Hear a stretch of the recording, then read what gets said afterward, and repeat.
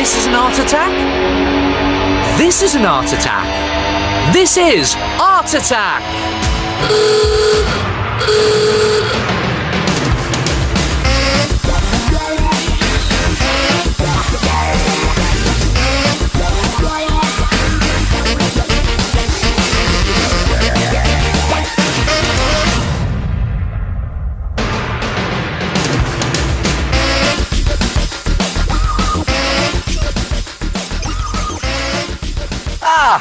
Hello there, good to see you again. Hey, what do you think of sculpture? Well, stuff it, I say. Hey, no, I'm not being rude. I mean, stuff it, like this, stuffed sculpture. Look at that, looks brilliant, hanging on walls, or just simply hanging around. And they're very easy to make. Come and have a look at this. Take a double-page spread from a big newspaper and just draw your sculpture design onto it. Now, you can do any design you like, person, an animal. I'm going to do the lion, put the mane like that, and just do the basic design at this stage. You don't need too much detail in. Just do his face in there. Just make it big, bold, and funny. Very cartoon-like. See that? I'll just finish it off there like that. And there he is, a lion. And when you're happy with your design, cut it out so that you have something that looks like this. And you can add some more detail onto it at this stage if you want. Then draw around this onto another sheet of newspaper and cut that out so you have two identical shaped pieces, and then just put one on top of the other like that so that they line up neatly. Then take a stapler and be careful with your fingers on this. Very carefully staple the two pieces together like that all the way around the edges. Now you need to do this quite carefully. I'm just doing it really quickly to show you here. All the way around, about 2/3 away around the edges like this. And don't forget to mind your fingers. And when you've got about 2/3 of the way around, remember to stop like that. And when you've done that, it's time to stuff your sculpture. Now for this, you need to lightly scrunch up bits of newspaper and stuff them inside the sculpture, like that, through the opening that you've left. I'll do another one there to show you. See that? And it's a good idea to just poke some of these bits down with a ruler into the awkward areas if you need to. And remember, try not to be too rough or you'll tear the stapled edges. Keep going, and when your sculpture is padded enough, it should be a bit like a nice, soft pillow. And don't forget to staple up the gap so that it's stapled all the way around. Now that your sculpture is fully stuffed out, it's ready to paint. And it's best to use acrylic paint, or you could use poster paint for this, mixed with a little bit of PVA so that the paint won't crack. And I'm going to start with a nice, bright yellow. There we go, just slopping it on as a base colour. How about a nice rich brown for the mane?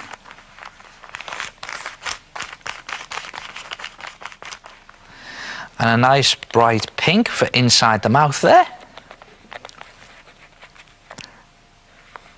And when you finish painting it all, you can add in some detail with black pen.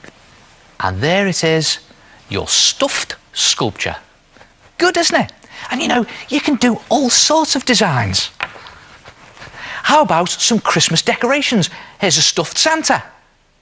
Or how about this? You can even lie down on a big sheet of newspaper, get someone to draw around you, and then stuff it.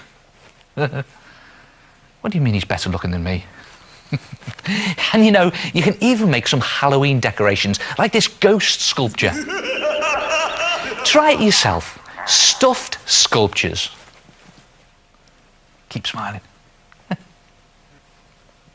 Oh, what a really good idea! Stuffed sculptures! Hello, yes, it's me again, the head. Now, if you want to make one for yourself, just remember to leave 1/3 of your sculpture unstapled so you can stuff it. Then, when it's nice and plump, you can staple the rest up so that it's ready to paint. And don't worry if you didn't catch all of that, because you can check out the Art Attack website for fact sheets on this fantastic make and all the others in the show. Oh, yes!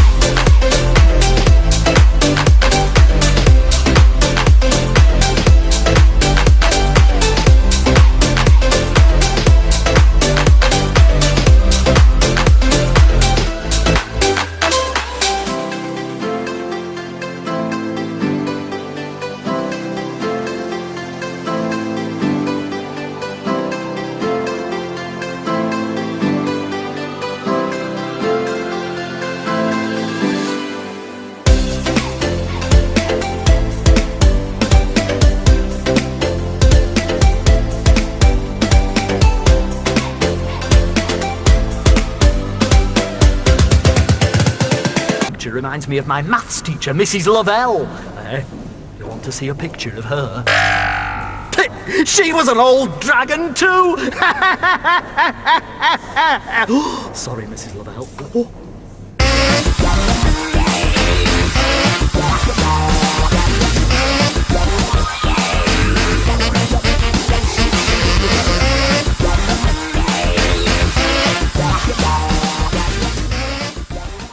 Hey, I bet you've seen this before. Look at this. Horrible, isn't it? The dirty water after you've been painting. It always seems to go a murky sludge brown colour. Down the drain? No way. It's perfect for creating old-fashioned looking sepia pictures. Watch this. If you just draw a picture of anything you like in pencil, and this technique works well for landscapes, portraits of people, animals and outdoor scenes, then make sure your dirty water is really murky brown. You can add in some more paint to make it browner, if you like, and darker, and then just simply paint it across your picture in a rough oval shape. There it is. Slop it on and just get a sort of rough oval. Doesn't need to be neat or anything. See this? And it gives it a sort of misty sepia colour, a sort of light murky brown.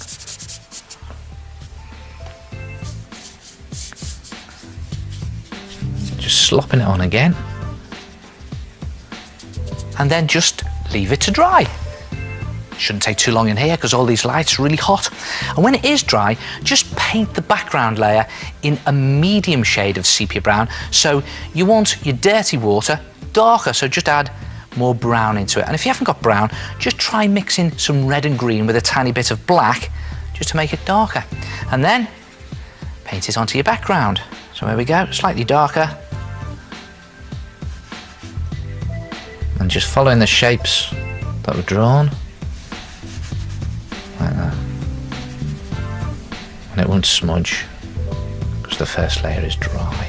And it's just a case of picking out all those bits of your picture that are sort of a medium shade.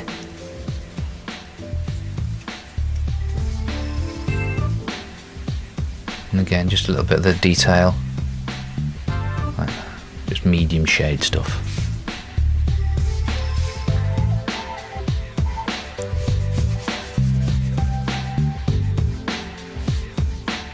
A little bit of shadow down there, I think. And again, when you've done that, just leave it to dry.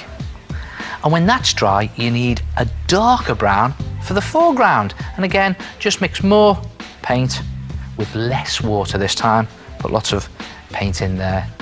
Make it nice and dark, nice rich brown now. It's gone from light dirty brown to a sort of rich brown. And then just paint it on your foreground bits. And this shouldn't be as runny this time. Look at that, there's more paint there.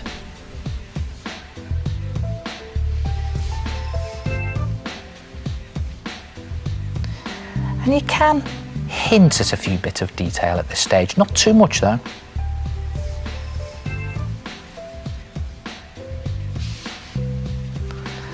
And then when you've done that, leave that one to dry. And the idea then is to pick out some detail with even darker brown or even a brown felt tip pen. The idea really is to create a picture using different shades of brown instead of colours. So here we go. And there's hardly any water on the brush now at all. Mostly paint. And when you're finished, you should have an old-fashioned sepia picture which looks like it has faded around the edges thanks to your dirty water. Try it yourself. Create a sepia picture with misty edges using dirty water.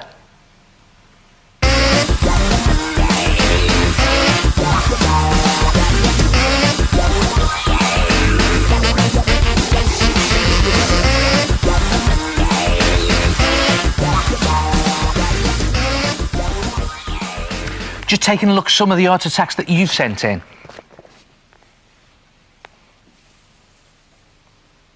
I'm speechless, they're so good. Take a look at this. Josh's country scene has been done with poster paint dabbed onto paper. The golds and the browns give it a real autumnal feel, don't they? And Andrew's portrait has been done brilliantly with acrylics. I love his choice of unusual colours. Spooky. Ashley has interwoven different strips of coloured papers through sugar paper to create this interesting art attack. And Michael's picture here has been made with watered down poster paint. I really like the way the zigzag becomes less defined the further out it gets. Oil pastels have been used for this picture, Bevan's potted palm. A nice art material, that. And here's an interesting design from Charlotte. Look at this, a maze. Hey Charlotte, I bet you lost yourself designing that one, eh? I worked out my maze design in pencil first. I then turned the lines into hedges and coloured them in. Lastly, I finished it off with a black pen. Yep, great art attacks. Hey, and that maze has given me an idea, you know. Watch this. First, you need to get hold of some self-hardening clay. Now, you can buy this from most art shops or toy shops or big newsagents and stationers, and you need to take a big ball about this size and roll it out flat onto an old tray or board.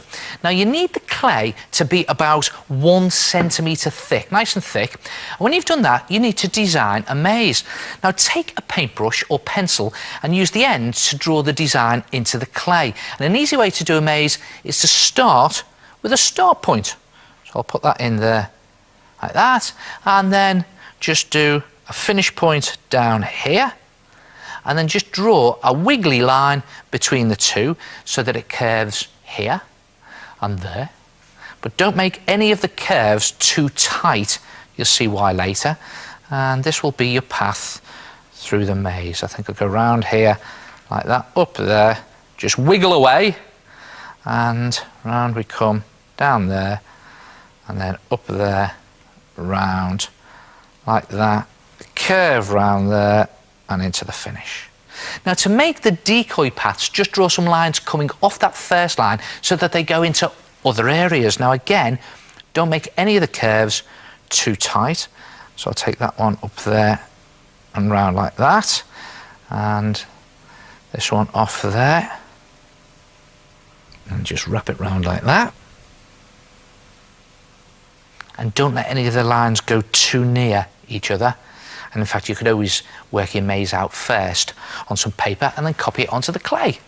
And when you've done the whole design, you need to dig the channels out along all of these pathways. Now, it's best to do a small section at a time and cover the rest of the clay with cling film so that it doesn't dry out. So I'll just do that top bit there. Now, to dig the channels out, use the handle of a plastic spoon. And the trick here is to make a channel that is deep enough for a marble or a bead to sit in, but not so deep as you go through to the bottom. Just going around there like that, and round there. Now just dig along the pathways, take your time, and as you dig, you'll be scraping out bits of the clay, and you can just put those back onto your main block and use it for something else later on.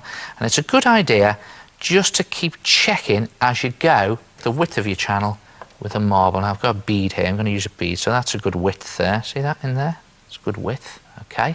And your marble or bead should be able to roll about freely but not fall out. And when you've dug out a little way along the pathway, use your finger to smooth it out. And again, it's a good idea to maybe use a little bit of water to just wet your finger, and on it goes, and it helps soften the clay and makes it easier to smooth the edges. And just keep digging like this all the way along the paths and smooth them out with your finger. It takes a while, and when you do go onto a different section, just move the cling film to cover the rest, and when you've done the whole thing, leave it on the board to dry hard overnight, and you should end up with something that looks like this. Look at that, a clay maze that has gone hard with a start and a finish and lots of pathways in between that your marble or bead should be able to roll about in. Perfect. Then you can paint your maze using poster or acrylic paint. Now you can paint it a real hedge maze colour, like dark green in the pathways, look at that, and lighter green on the surface. And I've even painted the start and finish in bright colours so that they stand out. Now, to give it this shiny effect, when the paint is dry, you cover the whole thing in PVA glue. It looks messy to start with, but it gives it this real professional shiny finish. And you can do any design and colour you like.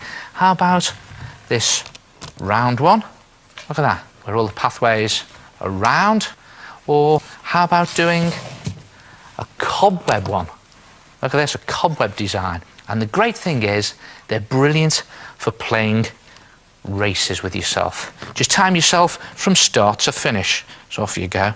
Now, if you've got an hour to spare, you can watch me doing this, because it keeps falling out every time I do it. I'm not so good at it, but challenge yourself. And don't forget, you can check out the website for fact sheets on this and all the other art attacks in the show. Try it yourself, an amazing marble maze. And I'll see you next time. Ta-ra.